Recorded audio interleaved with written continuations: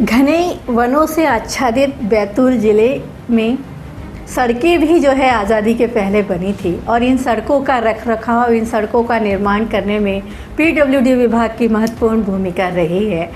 लोक निर्माण विभाग, जिसे कि हम हिंदी में कहते हैं, और लोक निर्माण विभाग में जो है वर्ष 1994 से लेकर अब तक का जो कार्यकाल रहा है, उसमें पहली ई के रूप में जो है, पहली कार्यपालन यंत्री के रूप में महिला के रूप में जो है प्रीति पटेल जी पदस्थ है। 5 अक्टूबर 2023 से आप बैतूल की जिम्मेदारी संभाले हुए हैं मैम। परिधि न्यूज़ की अगली श्रृंखला में फादर्स डे पर जो हम यहाँ पर प्रसारित कर रहे हैं, अगली श्रृंखला में हम प्रीति पटेल जी से रूबरू हो रहे हैं और जानना चाहेंगे उनके संघर्ष को, उनके पिताजी के संघर्ष को, और किस तरह से उन्होंने एक बेटी को काबिल बनाया है, एक इंजीनियर बनाया है और आज वो पीडब्ल्यूडी बैतूल की जिम्मेदारी का बखूबी निर्वहन कर रही है। मैडम, बहुत बहुत स्वागत है आपका। Thank you. मैम, जानना चाहेंगे किस तरह की पारिवारिक पृष्ठभूमि रही, पिता जी क्या करते थे, मम्मी किस तरह से जो है परिवार को संभालती थी? नमस्कार मैडम जी, पहले तो धन्यवाद। और एक बहुत ही इम्पोर्टेंट डे पे हमारा ये डिस्कशन होगा। हाँ जी। तो ये स्पेशली फादर्स के लिए तो खैर एक बच्ची के लिए बहुत बड़ी भूमिका होती है फादर की। और मेरे फादर तो रोल मॉडल है, मैं ईश्वर की बात बहुत मानती हूँ उनको जी। एमपी में वो जॉब करते थे और मेरी मदर हाउसवाइफ है। ओके।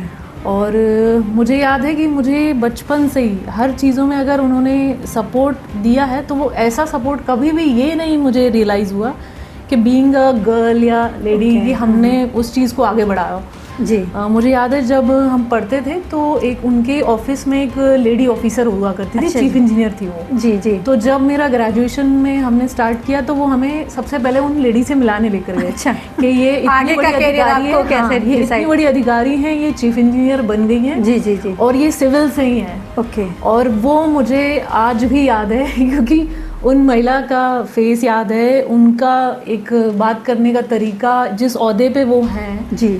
तो उस समय की टाइम में तो महिलाएं उस जगह तक पहुंचना उनके लिए बहुत ही बड़ा चैलेंज होता था। जी, आज भी है जी। पर आज उतनी परेशानियां नहीं है जितनी आजकल साधन संसाधन इतने हो गए हैं, एजुकेशन को लेकर अवेयरनेस इतनी हो गई है जी। बिल्कुल। और उस समय जो है जी। तो फिर उस दिन मुझे लगा था कि नहीं यार, जब ये इस जगह पहुंच सकती हैं, और मुझे फादर मिलवाने ही इसलिए लेकर गए थे कि आप देखो कि आप अगर मेहनत करोगे तो आप वहाँ तक आसानी से पहुंच जाओगे। ये मान के चल सकते हैं कि आज आप यदि ई के पद पर हैं तो आपको जो लक्ष्य दिया था वो आपके पापा ने दिया। बिल्कुल बेशक।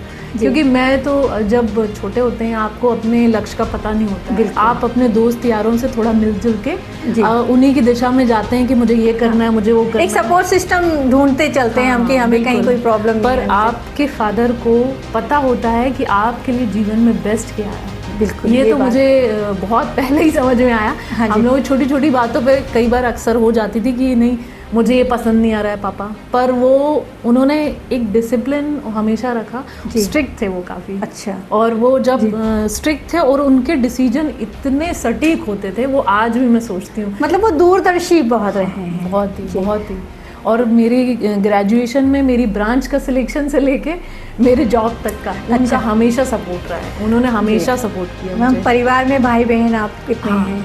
हम लोग 2 सिस्टर्स हैं और एक भाई है जी। और मैं और भाई दोनों ही सिविल इंजीनियर ही हैं। और सिस्टर भी हमारी मैकेनिकल से इंजीनियर है। अच्छा, मतलब एक ही परिवार में 3 इंजीनियर हैं। और इंजीनियरों का तो कहते हैं कि निर्माण में ही महत्वपूर्ण भूमिका होती है, आधार होते हैं वो। तो विकास के आधार भी आप लोग बने हुए हैं। मैं जानना चाहूँगी कोई ऐसा घटनाक्रम जो हार्ट टचिंग हो, पापा के साथ कभी कोई नोक हो? कई बार ऐसा भी होता है कि किसी बात को लेकर जिद पकड़, और बेटियां तो जिद्दी होती ही है, कभी ऐसा हुआ हो कि डांट पड़ गई हो किसी बात को लेकर, या उनके फैसले पर फिर बाद में ऐसा लगा कि नहीं पापा आप सही थे? नहीं, डांट तो मुझे कभी भी नहीं पड़ी मेरे फादर से। ये बड़ी अच्छा। ये लकी था, मतलब लकी चाउन था। मेरे फादर से कभी डांट नहीं पड़ी। हाँ, पर 1-2 बार नोक-झोंक इस बात पे होती थी। अब उस समय जब हम कॉलेज में पढ़ते थे तो हमें लगता था कि वो स्कूटी, एक गाड़ी आती है, हाँ। तो हमें स्कूटी चाहिए। पर मेरे फादर का ये कहना था कि ये थोड़ा वैसा है, आपको ऐसी गाड़ी लेना चाहिए जो लॉन्ग टर्म के लॉन्ग रन के हिसाब से बहुत अच्छा। तो उस समय एक एक्टिवा करके गाड़ी लॉन्च हुई थी। जी जी। तो वो इतनी हैवी थी गाड़ी, 90 kg उसका वेट था। अच्छा। उसका स्टैंड लगाना भी अपने आप में एक चैलेंज था। जी जी। तो मुझे पापा ने 10 मिनट तक वो सिखाया कि इसको यहाँ सीखो, यहाँ स्टैंड लगाओ, पर गाड़ी तो आपको यही लेनी पड़ेगी, क्योंकि उन्होंने उसकी मजबूती देखी। हाँ, और वो मुझे बाद में रियलाइज हुआ कि मैं पूरे कॉलेज में इकलौती थी जिसके पास वो गाड़ी थी। उसके बाद उसको देख के बहुत सारे लोगों ने उसको फॉलो किया। तो मुझे तब रियलाइज हुआ कि इनका जो सोच है वो भीड़ से हट के काम करने का है, और आपकी लॉन्ग लास्टिंग चीज़ों पे दूरदर्शिता, वो सब चीज़ें उनमें थी जी, जो हम बच्चे तो नहीं देख पाते हैं स्टार्टिंग में। मैम, माँ की किस तरह से भूमिका रही है? माँ तो हमारी बहुत ही वैसी हैं कि मतलब इमोशनल भी रही हैं, और माँ ने हमेशा पापा की तरह ही हमेशा साथ दिया है। जिन चीज़ों में पापा से थोड़ी अनबन हो जाती थी तो माँ सपोर्ट कर देती थी। अच्छा। और माँ, मेरी मदर तो आज भी मेरा इतना बड़ा सपोर्ट सिस्टम है। जी। क्योंकि करियर और बच्चों के साथ आप जब थोड़ा सा बढ़ते आगे तो फैमिली की बहुत सपोर्ट होती है। और मेरी मदर ने हमेशा मेरे लिए, मेरी बच्ची को बहुत संभाला। मेरे जॉब पीरियड में 4-5 साल मेरे साथ ही रही जी, तो उनकी बहुत ही बड़ी भूमिका। मैम, कैसा सफ़र रहा है ज्वाइनिंग के बाद से? कहाँ कहाँ पोस्टिंग रही, और बैतूल को लेकर किस तरह का अनुभव मिल रहा है? पोस्टिंग तो मेरी सबसे पहले मंडला में हुई थी, और तो ट्राइबल जिला ही है। हाँ, ट्राइबल जिला ही है, और अच्छा था वहाँ पे, एटमॉस्फेयर भी अच्छा था। वहाँ पे पीआईयू में नया नया बिल्डिंगों का जब काम स्टार्ट हुआ था तो मेरे पास बहुत वर्क थे। उसके बाद फिर मेरा ट्रांसफ़र भोपाल रहा, तो करीब 11-12 साल मैं भोपाल में ही रही हूँ जी।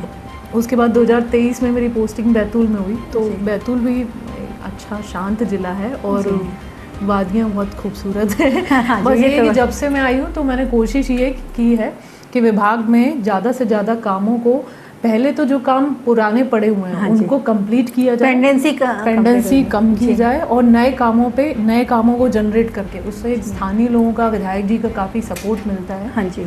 तो उसमें अभी हम काफ़ी काम भी कर रहे हैं, काफ़ी विधायकों से मिलकर नए काम जनरेट किए हैं, उनकी निविदा प्रक्रिया पे हैं। बैतूल ज़िले में मुझे लगता है कि हर गांव, हर कस्बा जो है अब सड़कों से जुड़ चुका है। कोई ऐसा बेल्ट आपको लगता है कि जहां अभी तक हम नहीं पहुंच पाए हैं, तो उस तक पहुंचने की क्या हमारे लक्ष्य और सीमाएं हमने तय की हैं? वैसे तो कंटिन्यू सर्वे चलता रहता है। 1-2 एरिया हम लोगों ने लास्ट ईयर आइडेंटिफाई किए थे जहाँ पे कुछ भी नहीं था, रोड नहीं थी। एक वो धायवानी बाबजई करके आपने अगर देखा होगा तो उस एरिया में रोड ही नहीं थी, और वो लोग 30-40 किलोमीटर घूम के उस गांव में जाते थे जी। और इतना घना वो वैसा है पहाड़ी, और वो उस तरह का अभी उस पे रोड पे काम चल रहा है। तो वो एक बहुत बड़ी उपलब्धि है कि वो काम स्वीकृत हुआ, और माननीय मंत्री जी और विधायक जी ने भी काफ़ी उस पर सपोर्ट किया है। और कुछ सड़कें जो अभी हैं हमने बजट में दी हुई हैं जी। बैतूल ज़िले में काफ़ी सारे पुलियाँ जो हैं ब्रिटिश कालीन भी रहे हैं, और अब सभी का लगभग परिवर्तन होना है, कई नए बन गए हैं। कहीं आपको ऐसा लग रहा है कि अब जो है नए पुलों की सौगात कहीं और मिलने वाली है? या पुलों का काम तो एक्चुअली सेतु विभाग देखते हैं, सेतु वाले देखते हैं, पर अभी भी कुछ पुल तो स्वीकृत हुए हैं, उसकी जानकारी आप उनसे भी ले सकते हैं जी। मैम, क्या संभावनाएं आपको लगता है पीडब्ल्यूडी विभाग में न्यू जनरेशन और बच्चियों के लिए हैं जो इंजीनियरिंग का फील्ड चुनती हैं, उनको आप किस तरह से मैसेज करना चाहेंगे?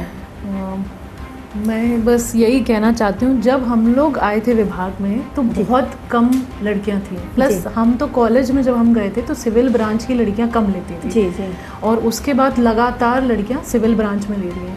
मुझे एक वाक़या भी याद है, हमारी एक ट्रेनिंग हुई थी तो हमारे एक चीफ इंजीनियर हुआ करते थे, तो अब जैसे मेरे फादर ही मुझे हमेशा से ही सपोर्ट करते थे, तो हाँ हम जनरली लड़कियां सैंडल वगैरह पहनते हैं जी जी। तो मेरे फादर हमेशा उस बात पे डांटते थे कि आपको शूज़ ही पहनना है। हाँ। और वो जो आदत डली है वो आज तक कंटिन्यू है क्योंकि और मेरा टोटली फील्ड वर्क रहा जी, है जी, जी। 2005 में मैंने इंजीनियरिंग किया, उसके बाद से मैंने हमेशा फील्ड वर्क ही किया, ऑफिस में मैं बहुत कम ही रही हूँ। तो उससे ये है कि चैलेंजेस तो आपको मिलेंगे, और आप अगर चैलेंज फेस करते हो आगे बढ़ेंगे तो डेफिनेटली ऐसा नहीं है कि लड़कियां हैं तो नहीं कर सकती हैं या लड़कियां हैं तो कम है, आपसे ज़्यादा ये समझ भी नहीं सकते, आपका भी फील्ड वर्क ही है जी, तो जी। वो ऐसा ही है कि आने वाले अभी तो क्या है कंटिन्यू गर्ल्स आ भी रही हैं और फील्ड में पोस्टिंग भी ले रही हैं, काम भी अच्छा कर रहे हैं। हम एक चीज़ और जानना चाहेंगे कि जैसे पापा का सपना था, उन्होंने जब आपको चीफ इंजीनियर से मिलवाया था तो डेफिनेटली वो चाहते थे कि उनकी बेटी भी उस राह को चुने, और आपने उसे चुना भी। और जब आप इंजीनियर बन गए, सिविल इंजीनियर बन गए, और उनको आपने मैसेज किया या उन्हें रिज़ल्ट पता चला होगा, वो क्या उस दिन का जो घटनाक्रम था, कैसे क्या उनकी खुशी जाहिर हुई, किस तरह से जाहिर की वो विचार? इंजीनियरिंग के बाद जब फाइनल हम रिज़ल्ट लेके आए थे, हमारे फादर पे बताया तो वो इतना खुश थे कि मेरा तो उस दिन से स्ट्रगल चालू हुआ था, क्योंकि अब हमें जॉब में जाना है और इंजीनियरिंग करनी, क्योंकि इंजीनियरिंग के टाइम तो मेरे फादर नहीं थे, हमारे बीच नहीं थे। पर जो कॉलेज के बाद मुझे याद है कि उनको तो ऐसा लग रहा था कि घर में कोई फेस्टिवल हो गया है। ओके। और घर में एक ऐसा फेस्टिवल है कि हमारी बेटी एक बहुत अच्छी चीज़ पे आगे बढ़ आई है। यकीनन बाकी उन लोगों को इतना आपसे उत्साह नहीं होता है, पर जो आपके माता पिता होते हैं उनको अगर आपसे उम्मीदें और आप थोड़ा भी उस पर आते हैं तो उनके लिए उत्सव से कम नहीं होता है। और वो एक ऐसा घर में ऐसा था कि मिठाई बट रही है, लड़की ने इंजीनियरिंग कर लिया है, वो एक अलग था कि जो कहते हैं ना कि खुशी की जो शुभकामनाएं हैं और जो समाचार है वो पूरे मोहल्ले को पता चलना चाहिए, पूरे शहर को पता चलना चाहिए। ऐसे ही जब हमने पीएससी में हमारा सिलेक्शन हुआ 2010 में, तो वो तो ऐसा था कि जब पेपर में हम लोगों के रिजल्ट पब्लिश आते हैं तो वो पड़ोसी वगैरह जब सब अभी आए तो ऐसा लगा कि रिश्तेदारों के फ़ोन पूरी रात भर हम फ़ोन ही अटेंड करके उनको रिप्लाई करते रहे। बहुत ही वो उस दिन भी फेस्टिवल जैसा ही फील हुआ था। विभाग में करीब 15 साल हो गए हमें, तो यकीनन। मैम, पापा का जाना अचानक कैसे हुआ था, क्या परेशानियाँ? एक्चुअली वो उनको स्टमक कैंसर हो गया था, जी तो जी। थोड़ा लंबे ट्रीटमेंट के बाद उनका देहांत हो गया था 2006 में। वो एक क्षति होती है परिवार के लिए, पिता का जाना डेफिनेटली। और क्या आप मैसेज देना चाहेंगे न्यू जनरेशन्स को? फादर्स डे पे मैं तो शायद उस फीलिंग को नहीं बता सकती, हाँ, पर मैं ये बता सकती हूँ कि बीइंग अ डॉटर, मतलब आप फादर को थोड़ा देर से समझते हैं। सबसे पहले तो आप पहले डे से या थोड़े 2-4 साल में आप नहीं समझ पाएंगे, पर आप जैसे जैसे बड़े होंगे तो आपको समझ में आएगा कि आपके जीवन का आधार ही फादर है।